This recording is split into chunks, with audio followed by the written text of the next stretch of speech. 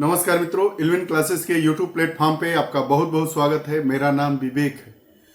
दिल्ली शराब नीति में कथित भ्रष्टाचार के आरोप में दिल्ली के मुख्यमंत्री अरविंद केजरीवाल अभी जेल में ही बंद ही थे। बेल हो गई थी लेकिन रिहा नहीं हुए थे। उसी बीच सीबीआई ने पीएमएलए एक्ट के तहत उनको पुनः 5 दिनों की रिमांड पर ले लिया है। बहरहाल क्या मामला है, ईडी और सीबीआई के जो दोनों मुकदमे हैं वो किस किस तरीके से दोनों अलग है, क्या अरविंद केजरीवाल की रिहाई कितनी मुश्किल नजर आ रही है, आइए इन तमाम मुद्दों पर हम लोग आज बात करेंगे। हमारे वीडियो सेशन का टाइटल होगा कि क्या सीबीआई वर्सेस केजरीवाल और ईडी सीबीआई केस में अंतर को समझना है। चर्चा के पक्ष में हम बात करेंगे कि खबर क्या है, उसके बाद सीबीआई केस ईडी से कैसे भिन्न है, जो सेंट्रल इन्वेस्टिगेशन ब्यूरो के द्वारा जो केस दायर किया गया है केजरीवाल पर, और इन्फोर्समेंट डिपार्टमेंट जो प्रवर्तन निदेशालय है उसके द्वारा भी इन पर मुकदमे दायर किए गए हैं। ये दो अलग अलग कैसे हैं, इन पर भी हम बात करेंगे। और भ्रष्टाचार के मामले में जमानत के लिए हमारा प्रावधान क्या कहता है, इस पर भी हम बात करेंगे। और दिल्ली एक्साइज नीति जिसको लेकर यह पूरा मामला सुर्खियों में है, इस पर बात कर लेंगे। और केजरीवाल तथा अन्यों पर जो आरोप लगाए गए हैं उन पर बात करेंगे। यही हमारा जो वीडियो सेशन होगा उसकी रूपरेखा होगी। खबर को जानते हैं तो दिल्ली की एक अदालत ने 25 जून को केंद्रीय जांच ब्यूरो सीबीआई को केजरीवाल की 3 दिन की हिरासत प्रदान की। हालांकि सीबीआई के द्वारा 5 दिन की हिरासत मांगी गई थी, लेकिन दिल्ली की जो अदालत है उसने मात्र 3 दिन की ही हिरासत को अनुमति प्रदान की। सीबीआई ने इससे पहले दिन में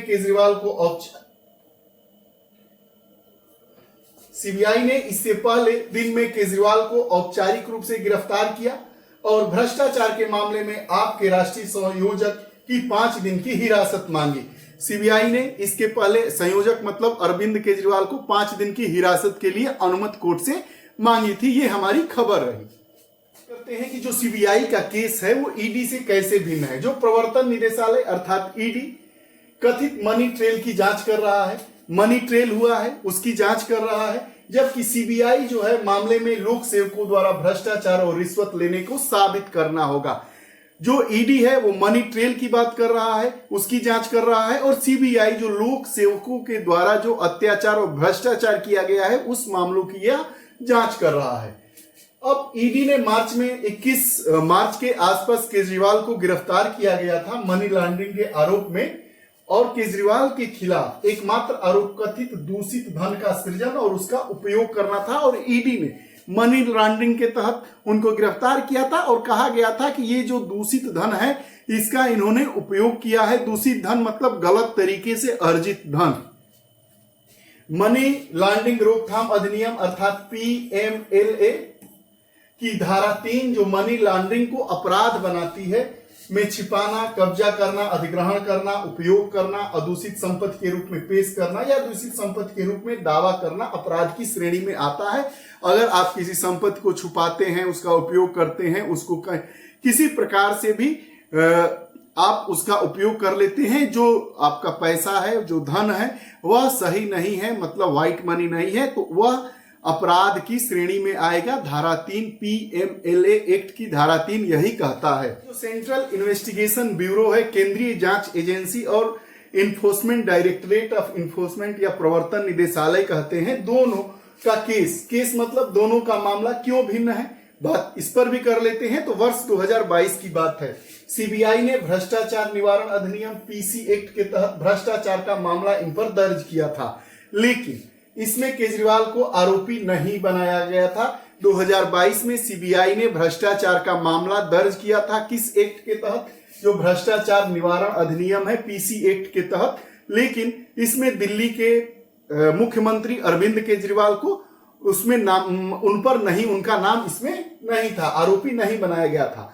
मार्च में जब प्रवर्तन निदेशालय ने केजरीवाल को हिरासत में लिया तब दिल्ली की अदालत से कहा गया था कि पीएमएलए के तहत आरोपी होने के लिए किसी को प्रेडिकेट अपराध में आरोपी होने की जरूरत नहीं है।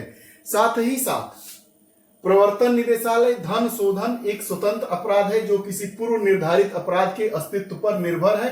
साथ ही प्रवर्तन निदेशालय ने यह भी कहा कि सीबीआई भले उसमें उनको आरोपी बनाए या न बनाए, लेकिन धन शोधन अपने आप में एक आरोप है और इसका आरोप अगर लगता है तो उनकी गिरफ्तारी होगी, उनसे पूछताछ किया जाएगा। अप्रैल में सीबीआई ने केजरीवाल को पूछताछ के लिए बुलाया था, लेकिन उनके वकीलों ने अदालत में तर्क दिया कि यह पूछताछ गवाह के तौर पर की गई थी, आरोपी के तौर पर नहीं की गई थी। अप्रैल में सीबीआई ने उनको बुलाया था, अरविंद केजरीवाल को, और पूछताछ की थी, लेकिन जब सीबीआई के द्वारा जो मुकदमा दायर किया गया था उसमें यह इनका तो नाम ही नहीं था आरोपी के रूप में, तो जो अरविंद केजरीवाल के वकील थे उन्होंने अपनी दलीलें दी थी कि इनसे जो पूछताछ की गई थी वह आरोपी के रूप में नहीं की गई थी। केजरीवाल को अब तक भ्रष्टाचार के मामले में आरोपी नहीं बनाया गया है। अब भ्रष्टाचार के मामले में जमानत का क्या प्रावधान है उस पर बात कर लेते हैं। तो भ्रष्टाचार के मामले में कोई भी आरोपी अग्रिम जमानत के लिए आवेदन कर सकता है।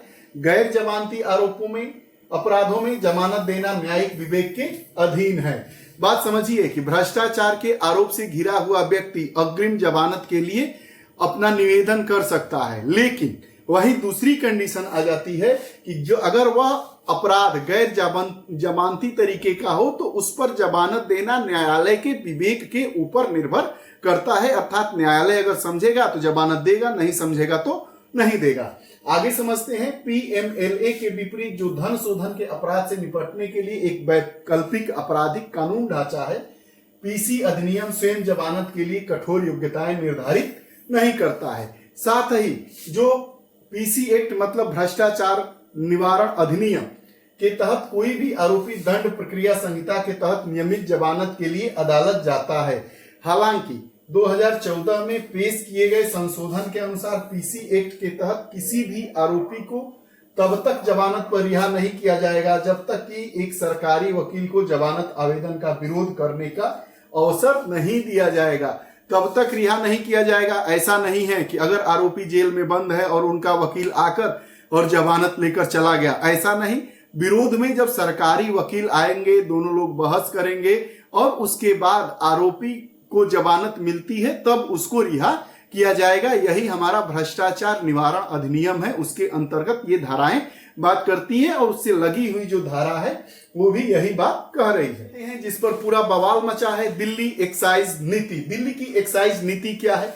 यह बताया गया है कि यह जो दिल्ली की एक्साइज नीति है यह नवंबर 2021 में क्रियान्वित की गई। इसको क्रियान्वित किया गया मतलब लागू किया गया। पूर्ववर्ती नीति सरकार द्वारा जो इसके पहले जो नीति थी, शराब की नीति थी, एक्साइज नीति थी, एक्साइज का जो कानून था वह 2021 के नवंबर 2021 के पहले ये था कि शराब की जो बिक्री थी वह सरकार के द्वारा की जाती थी। लेकिन जो नई नीति बनी उसमें निजी दुकानों द्वारा शराब की बिक्री करने को अनुमति दे दी गई। साथ ही साथ दिल्ली को 32 जोनों में बांटा गया और एक जोन में 27 शराब की दुकानें खोलने की अनुमति दे दी गई। अब समझिए, अब यह जो नई नीति लाई गई शराब नीति या एक्साइज नीति जिसको हम कहते हैं new liquor policy in new Delhi, तो इसमें इसका उद्देश्य क्या था? इसका उद्देश्य ये था कि जो शराब की कालाबाजारी है या शराब पर जो माफिया और कालाबाजारी है उसको खत्म कर देंगे, उससे राजस्व हमारा बढ़ेगा, उपभोक्ताओं के अनुभव में सुधार आएगा कि इसमें कालाबाजारी नहीं है, सरकार के जिम्मे है। नई नीति आ गई और जो उपभोक्ता होंगे वह इस पर सहमत होंगे और उनके अनुभव में सुधार आएगा। साथ ही साथ शराब की दुकानों का समान वितरण होगा और लाइसेंस धारियों के लिए नियमों को लचीला बनाया गया। एमआरपी का अधिकार, अब इसमें अब कहां से दुविधा आने लगी और क्यों यह एक कानून जो बना था न्यू लिकर पॉलिसी, इस पर क्यों प्रश्नवाचक चिन्ह लगने लगे और इसी के आरोप में कई लोगों को जेल में बंद कर दिया गया। अब समझिए, इसमें यह था कि जो नीति बनाई गई उसको दिल्ली को 32 जोन में डिवाइड कर दिया गया और प्रत्येक जोन में 27 शराब की दुकानों को आवंटित कर दिया गया। साथ ही साथ दूसरा यह इस पर जो गंभीर आरोप लग रहा है कि इसमें जो एमआरपी मतलब मैक्सिमम रिटेल प्राइस तय करने का जो अधिकार था वह सरकार को नहीं गया, वह जो लाइसेंस धारी हैं उनको दे दिया गया। अब चूंकि लाइसेंस धारियों को दे दिया गया तो वह निश्चित रूप से अपने लिए काम करेंगे। उसके बाद बात यह उठती है कि वर्ष 2021-22 में सरकार के राजस्व में इससे 27% की वृद्धि होती है। पर क्या आरोप लगे हैं आप जानते ही हैं कि केजरीवाल सहित अन्य आम आदमी पार्टी के नेता इसी आरोप में बंद हैं। तो नियम कहता है कि यदि सरकार कोई नीति लागू करती है या बदलाव करती है तो राज्यपाल की अनुमति लेना आवश्यक है। विशेषकर दिल्ली के लिए, दिल्ली चूंकि केंद्र शासित प्रदेश है तो दिल्ली के केंद्र शासित प्रदेश में यह नियम रहा है कि अगर कोई दिल्ली सरकार कोई नियम, नया कानून बनाती है तो उस कानून को उपराज्यपाल की अनुमति लेने के बाद ही उसको इम्प्लीमेंट किया जाए, उसको क्रियान्वित किया जाए। लेकिन जो न्यू लीकर पॉलिसी बनी दिल्ली में, उसको बिना उपराज्यपाल की अनुमति के ही उसको इम्प्लीमेंट कर दिया गया, लागू कर दिया गया, जो एक बहुत बड़ी खामी को उजागर करता है। उपराज्यपाल की अनुमति लेना अनिवार्य था। दिल्ली उत्पाद शुल्क नियम 2010 और कारोबार लेन देन नियम 1993 का इससे उल्लंघन हुआ। मामला दिल्ली प्रशासन द्वारा नीति में बदलाव लेकिन उपराज्यपाल के समक्ष पेश नहीं किया गया था। कॉन्ट्रैक्ट लाइसेंस शुल्क पर 144.36 करोड़ रुपए की छूट की अनुमति दे दी गई।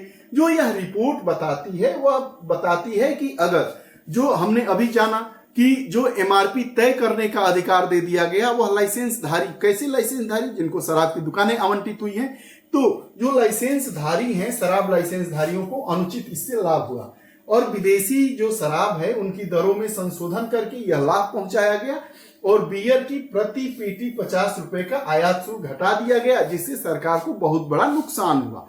ये रहा पूरा मामला। इसी के तहत अरविंद केजरीवाल को जमानत तो मिल गई लेकिन रिहा नहीं हुए। रिहा होने के पहले कोर्ट में सीबीआई ने कहा कि इन पर जो मुकदमे हैं उसके लिए भी हम इनसे पूछताछ करेंगे और मुझे 5 दिन की न्यायिक हिरासत में इनको भेज दिया जाए। लेकिन जो कोर्ट था उसने 3 दिन की न्यायिक हिरासत मौजूद दे दी। अब आगे क्या होता है, इस पर क्या नया मोड़ आता है, इसको हम देखते रहेंगे, इस पर नजर बनाए रखेंगे। क्या केजरीवाल की जमानत इतनी आसान है या कठिन होती हुई नजर आ रही है, यह तो आने वाला समय ही तय करेगा और बताएगा। नए अपडेट्स के साथ हम उपस्थित होते रहेंगे। आपको हमारा वीडियो सेशन कैसा लगता है कमेंट बॉक्स में अपने विचार दीजिएगा। पुनः नई कक्षा के साथ उपस्थित होंगे, तब तक के लिए बहुत बहुत धन्यवाद। नमस्कार।